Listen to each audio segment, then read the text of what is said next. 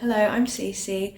I am a second year Durham student studying MSc Conservation of Archaeological and Museum Objects. I'm on my placement at MAA in Cambridge. So this year for Ask a Conservator Day, I'll be answering some questions, the first of which being what got me into conservation.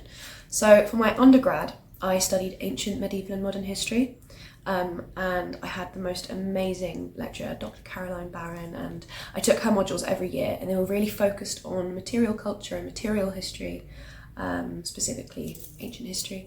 And her the last module that I took was in third year, which was about Pompeii and Herculaneum, which led me to go to Pompeii and Herculaneum myself on a solo trip, where I saw conservation in practice because it was the off season and they were moving wax from wall paintings, which when I saw it I just knew that's what I wanted to do. So next, what was the biggest surprise for me when I started studying conservation?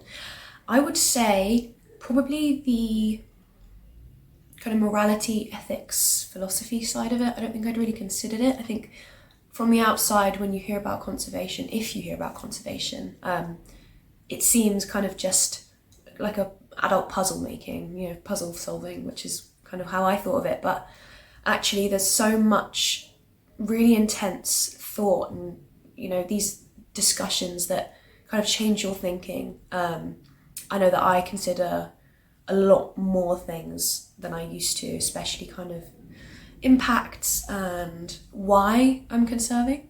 So what am I working on at the moment? A million different things. I'm working here and a few other places, so I've got a lot on the go. But right now in this lab, I have a big old pot. It's Roman, we think. There's actually a really cool inscription on the side that suggests that it was made to hold wine. So it was conserved, I think in the 1860s when it was first taken up out of the ground, excavated, and it was, I think, done with this really strange substance called Derby cement, which I haven't found a lot about, but luckily we have a sample, and I'm trying to figure out currently how to remove it so that I can stick it back together again and it can be whole, because unfortunately Many people have asked what are a conservator's most important tools, and my supervisor here, Steph, she has the best answer to this, which is your mind and your hands. Because it's true, you can do anything with those. I mean, a lot of conservation is, working on the fly with, you won't have the tools that you need and you'll have to make them or you'll have to kind of improvise.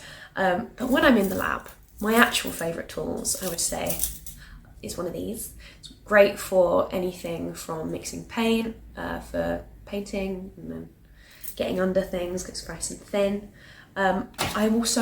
I love tweezers. I have so many different pairs of tweezers. These are also tweezers. These are really great. And then finally, I'd say tape. Tape is great. Use tape for everything, especially when you're doing joins. Best way is with tape. Finally, what do I hope to learn from my placement at MAA? I'd say just the realities of working within the museum environment, the collaboration with, the different people, curators, collections, teams. I think last year, because it was so kind of practice-based within a kind of, not enclosed environment, but because we were in the lab at the university, we weren't having to collaborate with all these different people, and I think that's really helping me. I'm kind of understanding what it means to be a working conservator now.